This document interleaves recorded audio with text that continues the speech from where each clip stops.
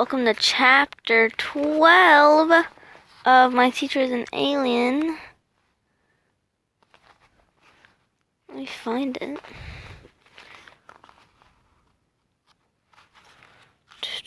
It's called Things Get Weirder. So, this is a wild guess, but I think things are going to get weird in this chapter. Hope you guys are enjoying this series so far. If you are, make sure to give this video a like. Consider subscribing, because then you'll get notified of when I post these videos. So, chapter 12. Things Get Weirder. I didn't think it was all that weird when Stacy Benoit called me Saturday morning to see how I was doing. After all, she's my friend, and she did think I had fainted in school the day before. I didn't realize when I laughed and told her there wasn't anything wrong with me that I was only confirming her worst fears. I didn't figure that out until Monday morning, when our class turned into something from the Twilight Zone. So if you don't remember last time, she pretended to faint and grabbed Mr. Smith's ear to try and unmask him. Because, their teacher, Miss Schwartz, had told them to in the force field. Whew. Okay. Until that point, I had other things to worry about, like what to do about Miss Schwartz. Hold on, I'm turning the page. Since my mother still wouldn't let me out of the house, I spent a long time discussing this force field thing with Peter over the phone. He told me he was pretty sure Miss Schwartz was actually safer inside that thing than she would be walking the streets. She probably doesn't like it in there, he said. I know I wouldn't, but nothing's going to hurt her. Well, doesn't she have to eat or go to the bathroom or something? I asked nervously.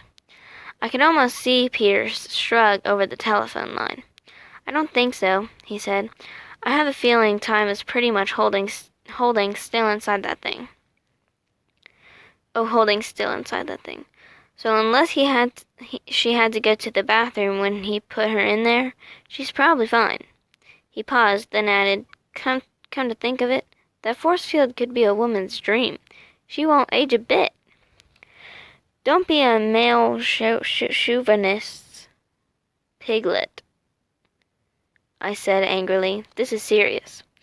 I know it's serious, snapped Peter, but we can't do anything about it this weekend unless you know of a time when we can be sure that Brock's home won't be there. I suppose you're right, I said, but the thought of Miss Schwartz trapped in that force field gnawed away at me for all the rest of the day.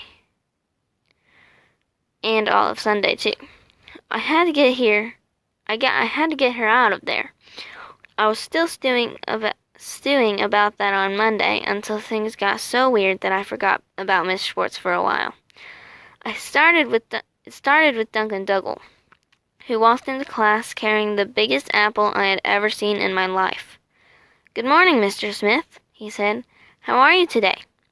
His voice was so syrupy sweet it made me want to throw up. I looked away, then looked back again so fast it put a crick in my neck. Duncan? I thought in astonishment. The class bully put his apple on Mr. Smith's desk, then went to his own desk, sat down, and folded his hands neatly in front of him. I squeezed my eyes shut and then opened them again to see if anything would change. But the apple was still there, and Duncan was still sitting at his desk smiling like a little angel. What was going on here? When I opened my desk, I found a note that said, I think you are the bravest person I have ever met. It was signed, a friend.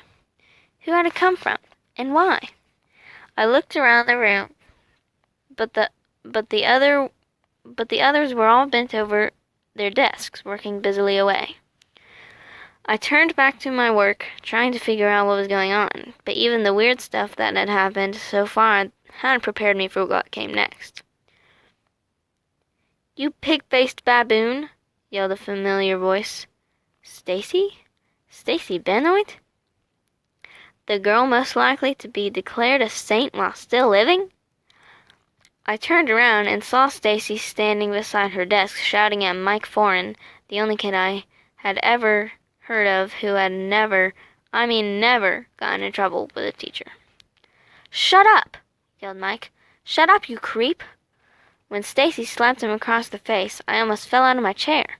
Of course, Stacy couldn't slap that well, having never done it before, so it was kind of a wimpy little slap. But this was Stacy Benoit, for heaven's sake. "Stacy!" yelled Mr. Smith, who was sitting at the back of the room with a reading group. "Michael, what is going on up there?" He started for the front of the room, but he was too late. When Stacy slapped Mike, he jumped up so fast he knocked his desk over. His face was red. I didn't realize that until later it was from stage fright. You